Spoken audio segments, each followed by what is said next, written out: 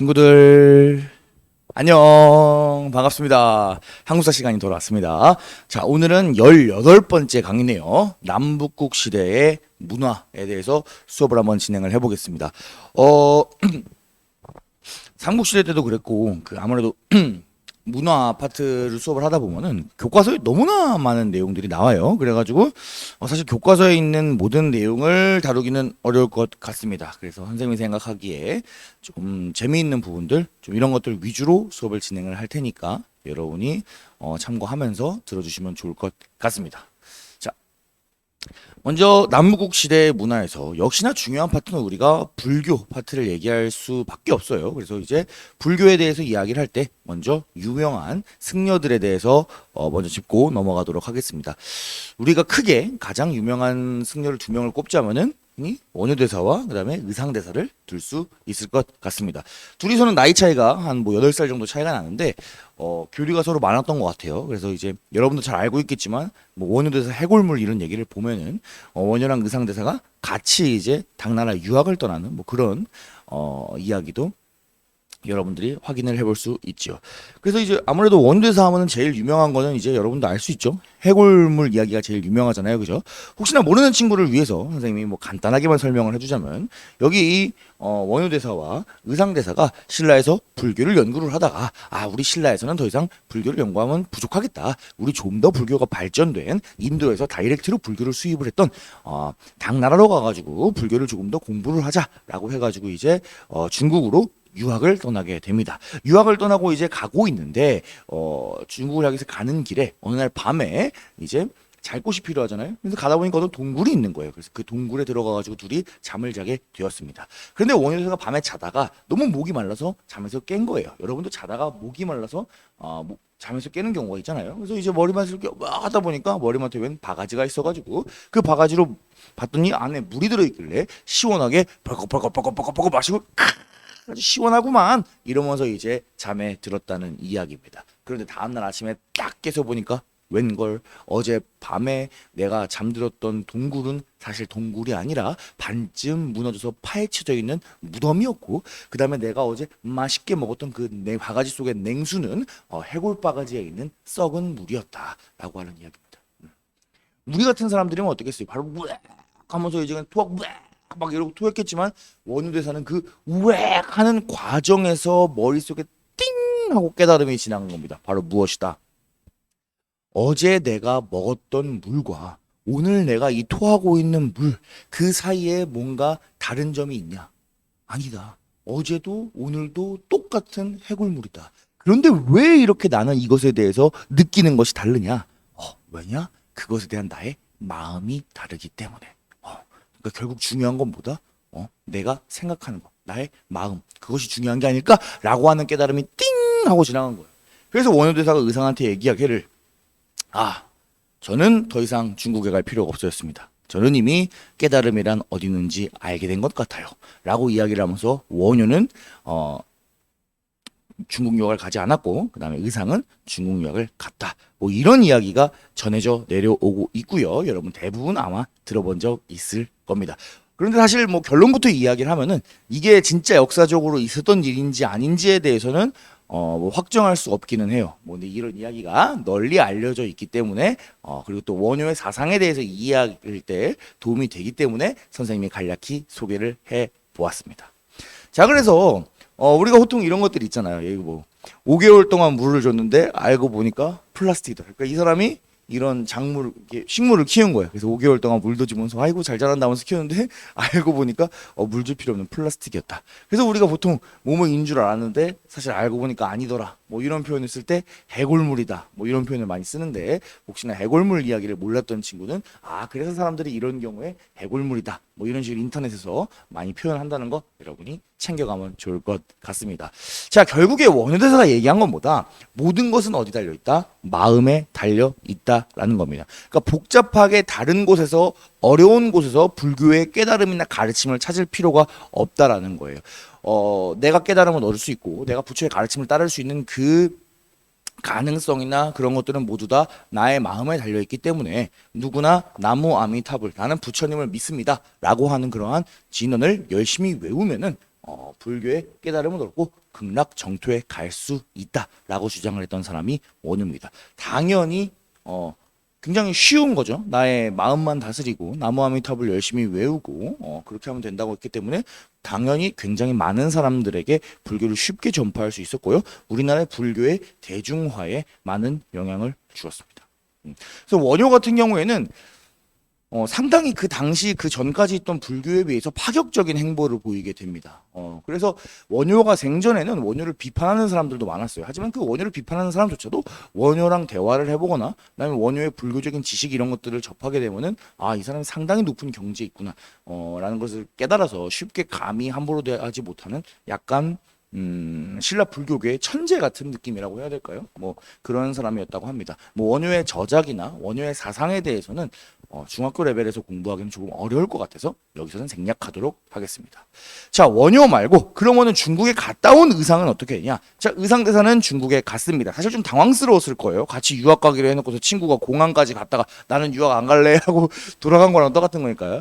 자, 그래서 의상은 중국으로 넘어가서 당시에 유행하던 화엄학이라고 하는 것들을 공부를 해왔습니다. 그래서 화엄사상이라고 하는 것을 이제 배워와서 신라에서 전개했다고 하는데 그 간단하게 요체만 설명을 하자면은 하나가 전체, 전체가 하나라고 이야기하면서 모든 것은 다 연결되어 있다. 세상에 어느 것도 홀로 서 있는 것이 없다. 그렇기 때문에 우리는 모두가 다 연결되어 있다라고 주장하는 그런 내용을 펼쳤다고 합니다. 결국에 이야기하고 싶은 것은 뭐다? 이 세상에 있는 것들이 서로 대립하는 것이 아니라 서로 조화를 이루고 하나로 융합되고 합쳐져야 된다라고 하는 좀 조화를 이루어야 된다. 뭐 이렇게 이야기하면 좀 더 쉬울 것 같지만 사실 우리가 불교 세상에 정통하지 않기 때문에 이 내용에 대해서 역사 수업에서 깊게 다루는 것은 조금 어려울 것 같습니다. 그러면 중학생 레벨에서 의상대사는 우리가 어떤 정도의 의미를 가질 수 있을까 선생님 고민을 해봤는데 의상대사가 신라에 들어와서 우리나라의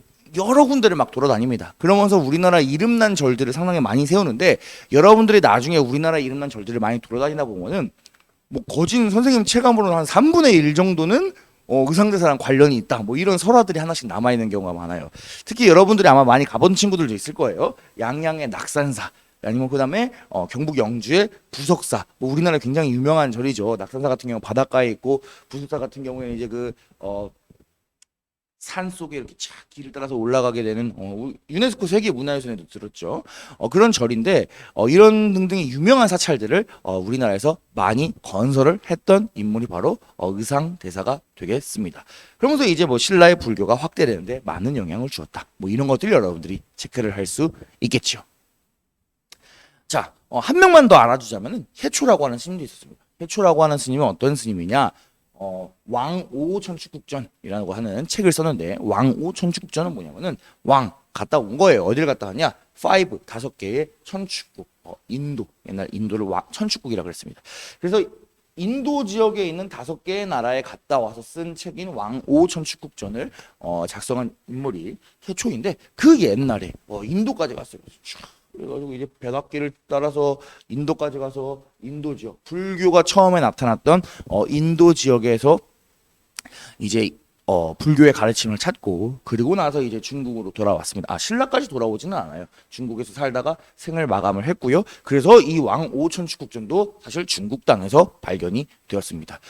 당시에 기록에 보면 뭐 그런 것들 나와요. 인도는 원래 불교가 처음 나왔던 곳인데 요즘에는 불교가 인기가 없다. 요즘에는 힌두교가 새로 뜨고 있다. 참 아쉽다. 뭐 이런 내용들이 들어있다고 해요. 여러분이 인도 파트에서 이제 불교가 처음에 나왔다가 나중에 브라만교를 바탕으로 했던 힌두교가 다시 발생해서 인기를 끌어가는 그런 대목들이 실제로 신라 사람인 해초 스님을 통해서 확인할 수 있다는 점이 또 상당히 재밌게 느껴질 수 있을 것 같습니다. 자, 넘어가 보도록 하겠습니다. 불교를 공부했다면 유교에 대해서도 알아보도록 하겠습니다. 자, 신라의 유학, 신라의 유교 파트. 자, 원성왕이라고 하는 왕은 독서 삼품과라고 하는 제도를 실시를 했습니다. 이름만 딱 들어봐도 뭐랑 독서랑 관련이 있고요. 3개의 등급과 관련이 있는 것 같습니다. 자, 유교 경전의 이해력에 따라서 독서 어떤 책을 읽냐? 유교 경전에 읽는 거예요. 그래서 유교에 대한 이해 능력에 따라서 3등급으로 나누어서 관리를 선발하는데 참고하였다. 뭐 이렇게 생각을 하면 좋을 것 같습니다. 그래서 신라 시대 때도 뭐 고려나 조선만큼은 아니지만 유교에 대한 이해 능력을 상당히 중요하게 생각했다. 뭐 이 정도로 여러분들이 체크해 주시면 좋겠습니다. 자, 빈곤과도 있지요. 자, 빈곤과는 뭐냐? 당나라는 요즘으로 따지면 마치 미국처럼 전 세계에서 가장 잘 나가는 슈퍼 파워였습니다. 이 당나라에는 많은 외국인 인재들이 몰려들었는데 그 외국인 인재들을 당나라가 활용하기 위해서 외국인 대상으로 했던 과거 시험을 치루었습니다.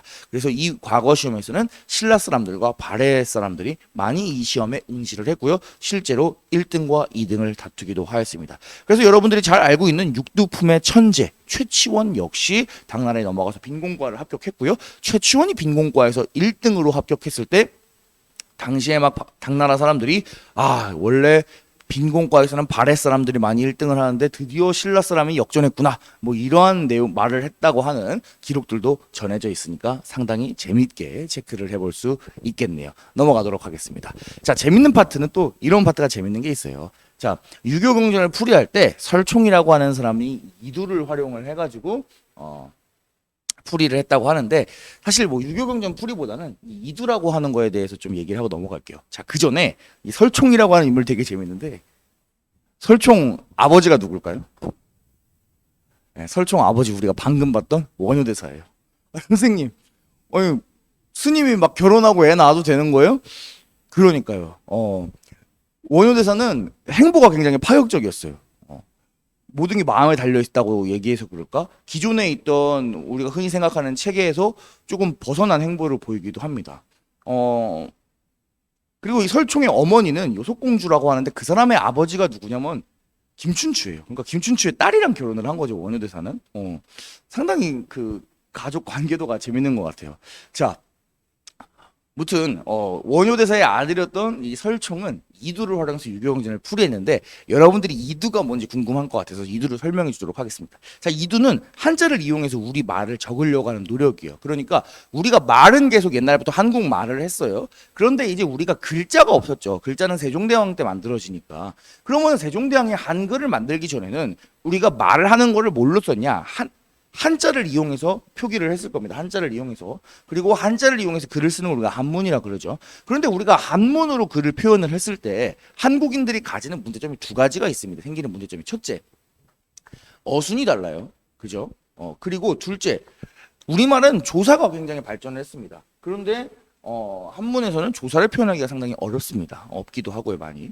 자, 그래서 우리가 예시를 하나만 들어볼게요. 나는 사랑한다, 너를. 그러니까 나는 너를 사랑한다. I love you를 중국말로 표현을 하면은 워아이니 나 사랑 너. 나아 사랑해 너 어디 그래서 나 사랑 너 이렇게 쓸 겁니다. 한국말은 나는 너를 사랑해라고 하고 쓸 때는 만약에 한문식으로 중국식으로 쓰게 되면은 나 사랑 너라고 쓰는 거예요. 그러면 한국인들 입장에서는 어때요? 어순도 다르고 조사도 없고 해서 굉장히 불편하겠죠. 그래서 이제 한국식으로 한자를 활용을 해가지고 글씨를 쓰는 스타일 이것을 이두라고 합니다. 만약에 이두 표현을 이용해가지고 나는 너를 사랑한다로 쓰면은 이런 식으로 쓸 거예요. 나 그 다음에 이거는 은자입니다. 원래는 숨는다 뭐 이런 뜻인데 여기서는 뜻은 한 개도 안 정하고 발음만 빌려온 거 은자니까 그죠? 조사. 그 다음에 너, 그 다음에 이것도 세 을자인데 뜻은 한 개도 안 정하고 발음만 빌려온 그러니까 나는 너를, 그 다음에 사랑, 난 사랑한다. 그죠? 그러니까 중국인이 만약에 이 말을 읽으면은 해석하기가 어려울 거예요. 뭐 나 숨기고 너가 뭐 뭔 소리야? 이렇게 생각할 수도 있죠. 하지만 우리는 한글이 없기 때문에 우리가 갖고 있는 당시의 글자였던 한자를 이용해서 우리말식으로 표현을 하려고 하는 노력이 있었는데 그것을 우리가 이두라고 한다. 여러분들이 세종대왕 이전에 우리가 어떤 식으로 글을 표현을 했는지에 대해서 전혀 모르고 있는 친구들이 있기 때문에 이두라고 하는 것이 나왔을 때 조금 자세하게 좀 이야기를 한번 해보았습니다. 그래도 역시나 나름 노력을 했지만 그래도 우리 글이 있는 게 훨씬 낫겠죠. 정말 세종대왕 사랑합니다. 좋습니다. 넘어가도록 하겠습니다. 자, 신라의 기술도 조금 얘기를 해볼게요. 먼저 무구정광 대다란이경이라고 하는 불경이 있습니다. 현존하는 가장 오래된 목판 인쇄물이에요. 자, 인쇄라고 하는 것은 뭔가를 찍어내는 거잖아요. 요즘에 단추를 누르면 프린트에서 막 쫙쫙쫙쫙 원하는 그림이나 글씨들이 나오지만 옛날에는 책을 만들거나 뭔가 인쇄물을 만들려면 다 손으로 썼어야 됐어요. 그 손으로 쓰는 단계를 넘어가서 최초의 인쇄술이 나무 판때기에다가 글씨를 새긴 다음에 한 번에 여러 장을 꽝꽝 도장처럼 찍어내는 거였을 텐데, 그러한 도장처럼 찍어내는 나무로 하는 인쇄 기술인 목판 인쇄술로 인쇄된 인쇄물 중에 전 세계에서 남아있는 것 중에 가장 오래된 것이 바로 이 무구정광 대다란이경이다. 이렇게 여러분 생각해 주면 될 것 같습니다. 정말 굉장하죠. 여러분 나중에 고려시대 때 배우겠지만 세계에서 가장 오래된 금속 활자로 인쇄한 인쇄물도 우리나라에 있습니다. 그래서 약간 인쇄, 뭔가 출판 이런 부분에 상당히 진심이었던 것 같아요. 자, 이 무구정광 대다란이경은 그럼 어디서 발견되었냐? 불국사 3층 석탑에서 발견됐습니다. 자, 이렇게 생긴 거 여러분 알고 있죠? 불국사에 가면 있는 거. 1966년에 이 불국사 석가탑이 3층 석탑이 도굴당할 위기에 처해요. 그래가지고 이제 그 이후에 이것을 보존하기 위해서 다시 한번 보수공사를 할 일이 있었는데, 그 안에서 이런 식으로 사리함이 발견되었고, 그 옆에서 바로 같이 무구정광 대다란이경이 발견되었다라고 합니다. 정말 다행이에요. 만약 도굴됐다면은 이런 문화재를 우리가 찾을 수 없었겠죠. 넘어가 보도록 하겠습니다. 또 그 아래 이제 성덕대왕 신종이 있는데, 범종이라고 이제 이렇게 엄청나게 큽니다. 여러분 옆에 쓰면은 사이즈가 뭐 한 여러분 이 정도는 될까요? 사람보다 훨씬 큰 종이에요.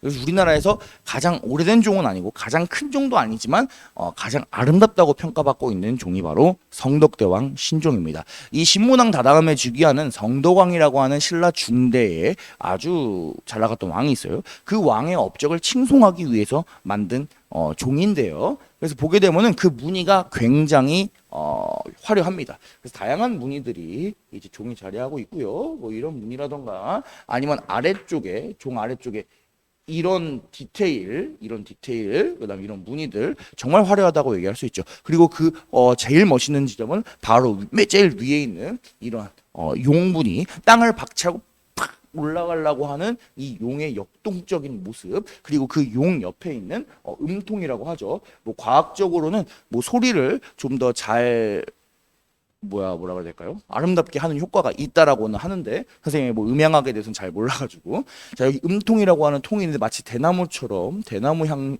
장식으로 마치 만파식적을 연상시키게 하죠. 용과 대나무가 같이 있으니까 그런 이런 음통이 있고요. 그래서 종을 이렇게 위에다가 걸 수 있는, 종을 땡땡땡땡 치는, 이 무게가 50톤도 넘는다고 해요. 그러니까 그 무게가 50톤 넘는 걸 옛날에 만들어가지고 옮겨가지고 걸고 정말 대단한 일이었을 거라고 생각을 합니다. 뭐 그런 종이 에밀레 종, 성덕대왕 신종이 되겠습니다. 성덕대왕 신종 이후에 나오는 모든 종들은 사실상 성덕대왕 신종을 모방했다, 이렇게 여러분이 생각을 하시면 될 것 같아요. 우리나라도 절에 가보면은 오래되지 않은 절에도 다 어디선가 종을 만들어가지고 다 걸어놔요. 보통은 걸어놓습니다. 근데 그 종들을 자세히 보면은 대부분 성덕대왕 신종의 모방이다, 이렇게 여러분이 생각을 해주시면 될 것 같습니다. 사실상 신라시대의 범종이라고 하는 장르는 이 성덕대왕 신종으로 완성이 된다고 보면 돼요. 성덕대왕 신종 옆에 보면 에밀레종이라고 써 있습니다. 에밀레종 들어본 적 있나요 혹시? 에밀레종은 성덕대왕 신종의 별명이에요. 에밀레종이라고 하는 별명을 갖게 된 이유에 대해서 선생님이 또 간단하게 설명을 해주겠습니다. 성덕대왕 신종에 대해서 어떤 전설이 내려오냐면, 이 종을 만들기 위해서 스님들이 이제 기부를 받으러 다닙니다. 여기저기 이제 신라 경주 시내에 막 기부를 할 것 같아요. 자, 우리 왕을 위한 종을 만드는데 기부 좀 해주세요. 기부 좀 해주세요. 이러면서 돌아다녔습니다. 그런데 그 스님이 지나가다 보니까 어떤 가난한 집이 있었어요. 엄마랑 그 다음에 깐난쟁이 한 명만 살고 있는 가난한 집이 있었습니다. 그래서 그 스님이 그 집에 갔는데 엄마가 바칠 게 없으니까, 아이고 저희 집에서는 드릴 게 없습니다. 어떻게 이 애기라도, 이런 식으로 이제 얘기를 한 거예요. 그러니까 스님이 어때요? 애기를 받을 수는 없잖아.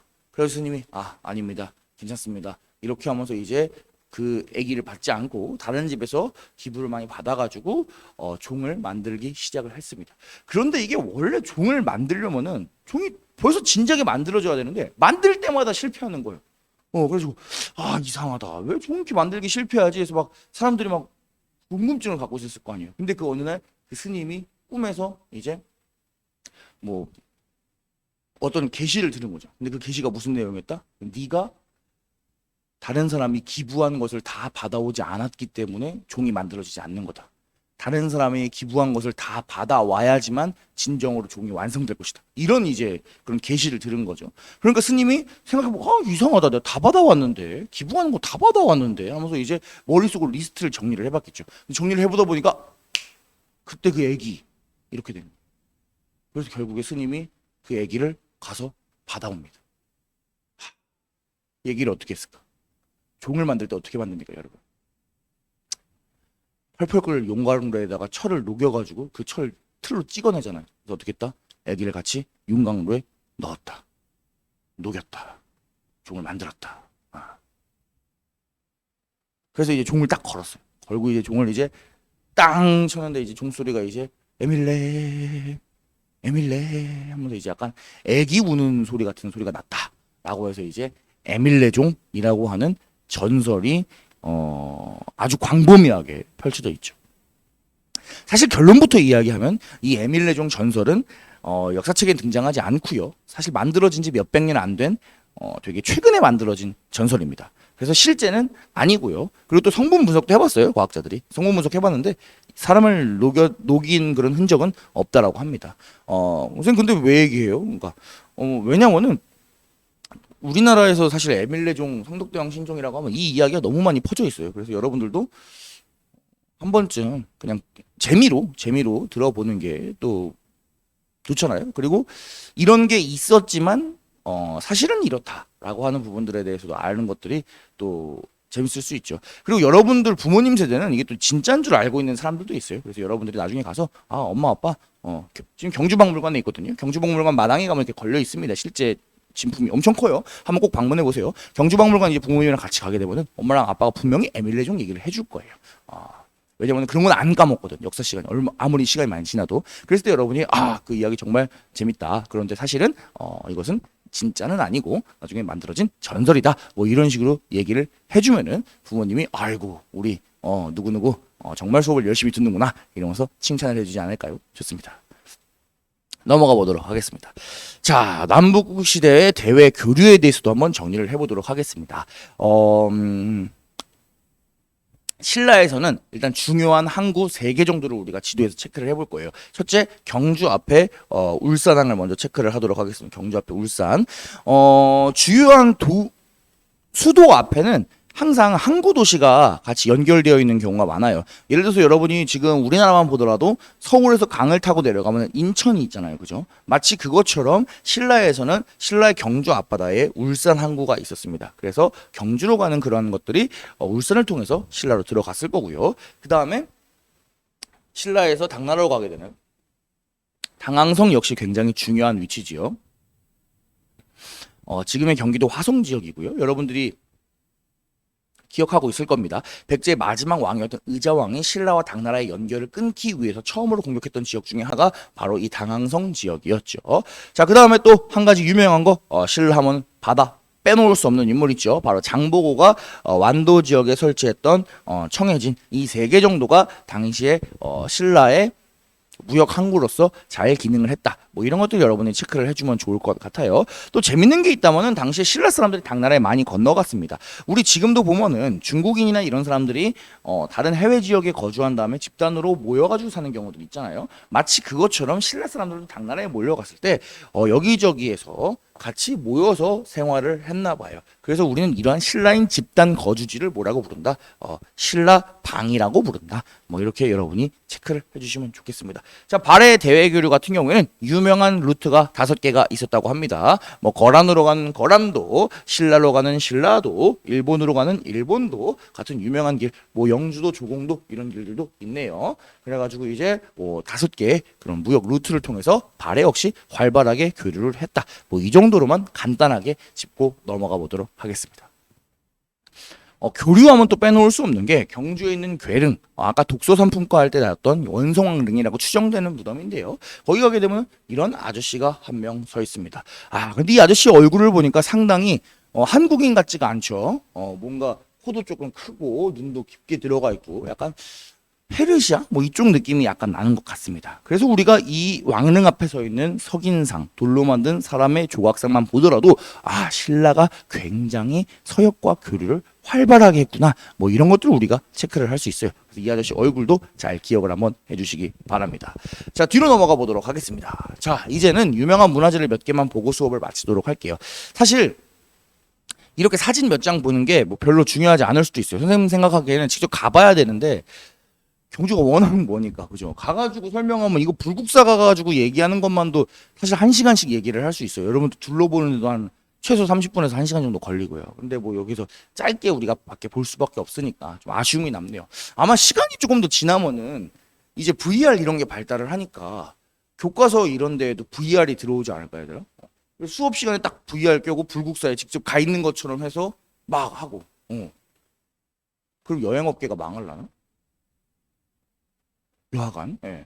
그래서 불국사 먼저 가보도록 하겠습니다. 원래 이 불국사 이 계단 앞에서 딱 여기서 이렇게 반별로 줄 서가지고 단체 사진을 찍는 게 약간 그 수학여행의 국룰이었는데 요새는 또 경주로 수학여행을 많이 안 가는 것 같더라고요. 그래서 물론 선생님이 생각하기에 제주도 같이 자연경관이 화려한 곳에도 가보는 것도 좋지만 거기는 워낙 부모님들이랑 요새 많이 가잖아요. 그러면은 수학여행에서는 약간 좀 공부도 해야 너무 선생님 같은 생각인가? 그러니까 선생님 경주도 가면 좋을 것 같은데 경주가 인기가 없더라고요. 아, 보통 선생님은 옛날에 수학여행 경주 가서 여기서 사진 찍었습니다. 아마 여러분 부모님들도 여기서 사진 찍었을 거예요. 자부터 불국사 보도록 하겠습니다. 통일신라의 대표적인 절이고 뭐 거의 우리나라에서 가장 유명한 사찰이라고 얘기를 할 수 있겠죠. 그래서 지금 가보면은 복원이 깔끔하게 되어가지고 굉장히 멋있는 모습 여러분들이 확인을 할 수 있습니다. 조선 말과 일제강점기에도 거의 무너져 내리기는 했지만 어쨌든지간에 명맥을 이어서 내려오고는 있었습니다. 조선 말에는 조선 시기에는 이제 그 유교 중심이었고 불교가 억제되었기 때문에 상당히 횡행한 모습을 볼 수 있고요. 반면에 일제강점기 때는 약간 약식으로라도 조금 일단 긴급으로 좀 보수를 했던 것을 여러분이 확인을 할 수 있습니다. 그래서 최근에 이제 이런 모습까지 이어지고 있는 건데요. 그렇다 아니다 이야기는 많지만 원래 불국사를 지을 때는 또 여기 아래쪽에 연못이 있어가지고 물 위에 약간 떠 있는 것 같은 느낌으로 지었을 것이다라고 하는 이야기도 있습니다. 그래서 그것이 맞다 아니다 뭐 이야기는 많지만 물이 있었다면 더 멋있었을 것 같기는 해요. 그래가지고 지금은 이런 모습으로 뭐 물이 없어도 멋있죠. 그래서 이제 보게 되면은 여기가 아까 그 첫 번째 사진 봤던 장면이에요. 그래서 불국사가 이렇게 있고 산에서 보면 다 이게 배치가 이렇게 되어 있고 여기 대웅전이 있고 탑 두 개가 다 있고 이런 것들. 여러분들이 나중에 기회가 되면은 꼭 불국사 한번 가 보시길 바랍니다. 그냥 통일신라의 대표적인 사찰이다. 그리고 뭐 앞에 대웅전 있고 탑 두 개가 서 있는 그러한 건물 배치가 있다. 뭐 이 정도로만 우리가 생각을 해주시면 좋을 것 같아요. 자, 그래서 앞에 보면 그 탑을 우리가 또 얘기를 안 할 수가 없어요. 불국사에 가게 되면은 이제 다보탑과 이제 불국사 3층 석탑, 다른 별명으로는 석가탑이라고 부르기도 하는데요. 이 두 개의 탑이 있지요. 그래서 다보탑 같은 경우는 굉장히 화려하죠. 우리나라 10원짜리 동전에 들어있고요. 반면에 그 옆에 있는 석가탑 같은 경우에는 전형적인 통일신라의 석탑 양식이라고 흔히 얘기를 해요. 우리가 탑 같은 경우에는 통일신라 시기에는 보통 3층 석탑을 많이 쌓고요. 이후에 고려 시대로 넘어가면은 탑이 좀 다각형의 다층 스타일로 탑이 많이 바뀌어요.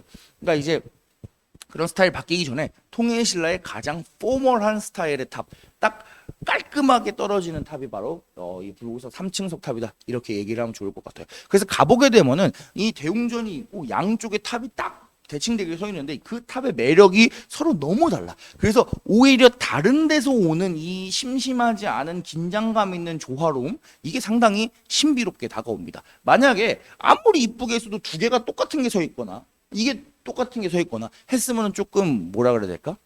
밋밋하다고 해야 될까요? 그런데 이 두 개가 다른 매력을 가진 탑이 탁 서 있는 게 아주 상당히 매력적이다. 이렇게 선생님이 얘기를 하고 싶습니다. 뭐 매력적이라고 느끼는 걸 강요하는 건 아니고요. 여러분이 나중에 직접 가가지고 보면 좋을 것 같습니다. 자, 석굴암 이야기도 해보겠습니다. 석굴암 우리나라의 대표적인 석굴 사원이지요. 근데 석굴 사원 할 때 석굴암을 동굴에 만든 줄 아는 친구들이 있더라고. 근데 동굴에 만든 게 아니라 석굴암은 인공 석굴 사원입니다. 석굴 사원은 사실 우리가 위진 남북조 시기에 많이 유행을 했죠. 북위에서 만든 윈강 석굴도 있었고요. 그거는 규모가 굉장히 크죠. 그런데 이 윈강 석굴 같은 경우에는 자연적인 동굴을 약간 이제 파가지고 안에 공간을 만들고 부처님을 배치를 했다면은 석굴암 같은 경우에는 그럴 수가 없었습니다. 왜냐하면은 이쪽 윈강 석굴에 있는 이 돌멩이 자체는 굉장히 잘 부서지는 돌멩이에요. 그런데 우리나라 돌멩이는 화강암이 많죠. 그러다 보니까 화강암은 굉장히 딱딱해가지고 이렇게 큰 규모로 뭐 굴을 파거나 할 수가 없습니다. 그래서 어떻게 했다? 그러면 우리가 굴을 만들자라고 해서 인공적으로 만든 겁니다. 화강암 석재를 다듬어가지고 인공적으로 굴과 방을 만들고요. 앞쪽에 복도 형식으로 하고 위에 흙과 돌멩이를 덮어서 석굴 사원을 만든 것이 석굴암입니다. 그리고 뭐 건축적으로도 수학적으로도 비례적으로도 상당히 유의미하다고 해야 될까요? 상당히 복잡하고 균형 있게 건축을 했다. 뭐 이러한 연구들도 있다고 합니다. 그래서 이 석굴암을 왜 만들었어요 하는 친구들이 있는데 이 석굴암은 사원입니다. 그러니까 절이에요. 석굴암도 다른 절이랑 똑같이 안에 들어가서 절 가면 대웅전에 부처님이 앉아 있잖아요. 그것처럼 석굴암도 이 굴을 따라서 들어가 가지고 부처님을 만나고 부처님한테 기도를 하는 그런 사원의 공간이었던 것입니다. 요새는 석굴암 안에 못 들어가게 돼 있어서 여러분들이 석굴암이 그냥 왜 만들었는지 궁금한 친구는 있는데 그냥 석굴암도 절이다 이렇게 생각을 해주시면 좋겠습니다. 그래서 보시게 되면 이제 복도를 따라서 쭉 들어가게 되는 거죠. 이쪽에 금강 역사가 이제 지키고 있고 다양한 조각상들이 있고요. 안에 들어가서 이제 부처님을 만나게 되면은 탁 이런 식으로 앉아 있는 겁니다. 그래서 요 비례, 뭐 조각 느낌 뭐 이런 것들도 상당히 이 시기에 이미 완성되어 있다. 뭐 이렇게 평가를 내릴 수 있을 것 같아요. 보게 되면은 사실 좀 비례가 안 맞아요. 근데 왜 그런 거냐면은 이게 사람이 들어오잖아요. 그럼 여기서 이제 이걸 올려다 봤을 때 비례가 딱 깔끔하게 떨어지게 인체의 그 비율을 구성을 했기 때문에 그냥 봤을 때는 뭔가 좀 가분수 같기도 하고 약간 그렇게 느껴질 수도 있는데 가서 보면 또 느낌이 다르다고 합니다. 왜 다르다고 한다라고 선생님이 얘기를 안 하고 이렇게 전달해 주는 얘기를 하냐면 사실 선생님도 코앞에까지 가서 본 적이 없어요. 여기가 막혀 있어가지고 그 스토리를 조금 설명을 해주도록 하겠습니다.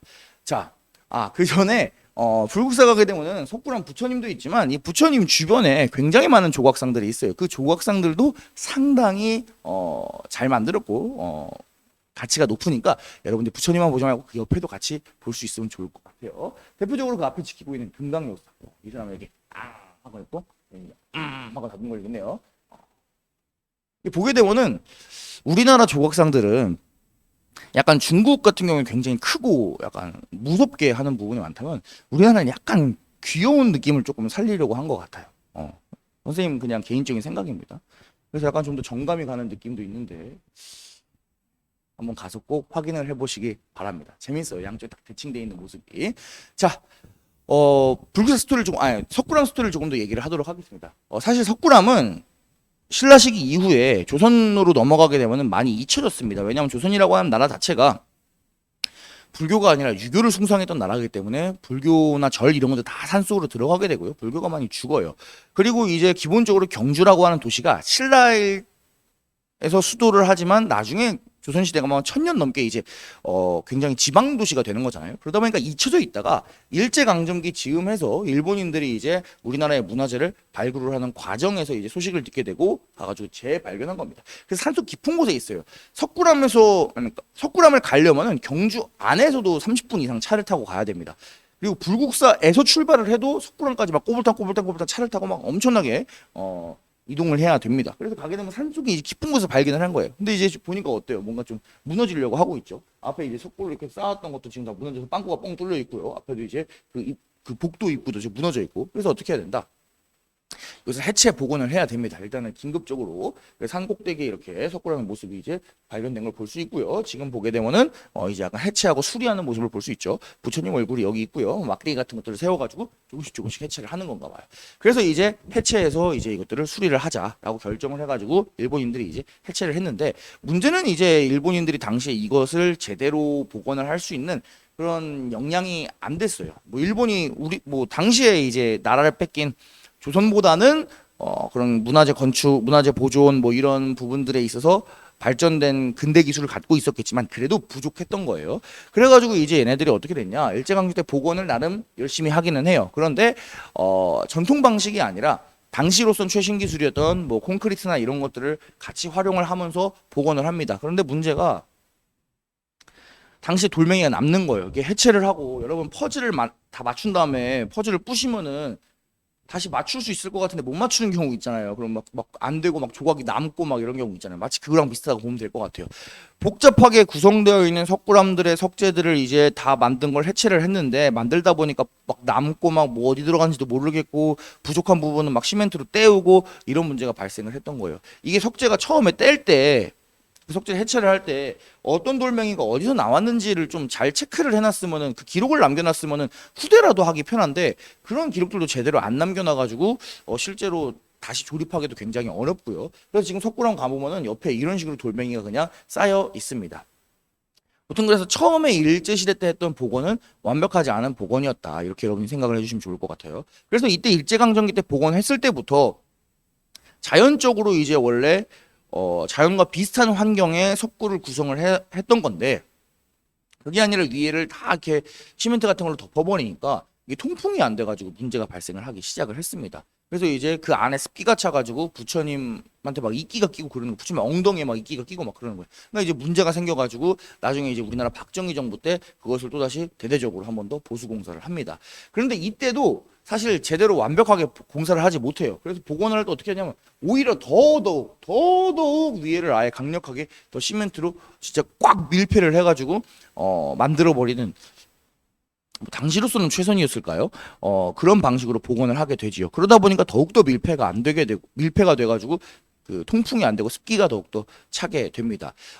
일설에 의하면은 원래 석굴암 같은 경우에는 처음에 조상을 할 때 석굴암의 부처님 아래쪽으로 자연수가 흐르도록 지하수가 흐르도록 설계가 되어 있었다고 해요. 그래서 지하수가 오고 가면서 그 지하수의 차가운 기운을 이용해서 자동적으로 뭔가 습기가 조절되는 어떤 그런 자연을 활용한 습기 조절 방식이 있었을 것이다. 뭐 있었다라고 이야기를 하는데 그것들이 이제 복원 과정에서 막혀버려서 이제 습기가 찼다. 뭐 이렇게 이야기를 하고는 합니다. 근데 어쨌든지 간에 이 습기 문제를 해결을 해야 되잖아요. 그래서 이제 내놓은 결론이 뭐였냐? 안타깝게도 이 석굴암을 지금 막아버렸죠. 석굴암 앞에가 막혀 있고 여기 안에를 유리로 막고 안에는 지금 1년 내내 계속 에어컨을 틀어가지고 습기를 조절을 하고 있다. 그래서 보존은 잘 될 수 있죠. 보존은 잘 될 수 있는데 안타까운 점이 원래 석굴암이라고 하는 것은 석굴 사원이기 때문에 안으로 들어가서 부처님을 직접 가까이서 보고 기도도 하고 그 다음에 이제 사실 딱 이 각도에서 보이거든요. 석굴암 감원은 여기 이렇게 가려져가지고 시야가 가려져가지고 상당히 좀 뭔가 와 이런 느낌을 느끼기가 어려운 것도 있어요. 좀 안타까운 문제죠. 언젠가는 석굴암의 습기 문제나 그런 옛날 복원을 수리하는 거 이런 것들이 조금 고쳐질 수 있는 기회가 왔으면 좋겠습니다. 자, 그래서 통일신라의 대표적인 인공석굴로 석굴암도 여러분이 한번 기억을 해주시면 좋을 것 같습니다. 자, 마지막으로 발해 문화재 몇 개만 얘기를 할게요. 여러분들에게 부담을 주려는 건 아니지만 발해 문화재도 왕왕 수능이나 이런 데 나오기 때문에 우리도 한번 볼게요. 자, 그래서 발해 이불병자상 두 개의 부처님이 나란히 앉아 있는 불상 발해의 것으로 유명을 하고요. 그 다음에 발해 석등 굉장히 크고 뭔가 웅장한 느낌이 들지요. 그래서 발해 석등 역시 중요한 발해 문화재로 많이 소개되곤 합니다. 자, 발해 탑 같은 경우에는 이제 묘탑이라고 해서 무덤 위에다가 벽돌로 탑을 쌓는 그런 풍습이 이제 발해에 있었는데 대표적으로 뭐 영광탑이라고 하는 탑이 있다고 합니다. 그래서 이 세 가지 정도가 보통 발해의 문화재로 많이 소개되니까 여러분 너무 깊게는 말고 그냥 이 친구들은 발해의 문화재구나 이 정도만 우리가 한번 안녕 이 정도만 해도 중학생으로서는 훌륭하지 않을까 선생님은 뭐 이렇게 생각을 해봅니다. 자, 그래서 오늘은 다양한 신라 그리고 발해의 문화재들을 살펴보았습니다. 그래서 여러분들이 문화 아파트를 좋아하는 친구도 있고 싫어하는 친구도 있어요. 좋아하는 친구들은 문화재들도 사진도 보고 막 이런저런 얘기도 하고 그래서 재밌다라고 하는 친구도 있고 재미없다고 하는 친구는 도대체 이게 뭔 얘기인지 왜 저런 소리는 왜 하는 건지 뭐 이렇게 접근하는 친구들도 있어요. 그래서 여러분들 뭐 각자 좋든 싫든 한 번쯤은 문화재 사진도 보고 문화재 이야기도 들어봤으면 좋겠습니다. 자, 그럼 정말 수고가 많았고요. 우리가 다음 시간에는 이제 고려로 넘어가서 수업을 진행을 해보도록 하겠습니다. 여러분 수고 많았어요. 그러면 친구들 안녕.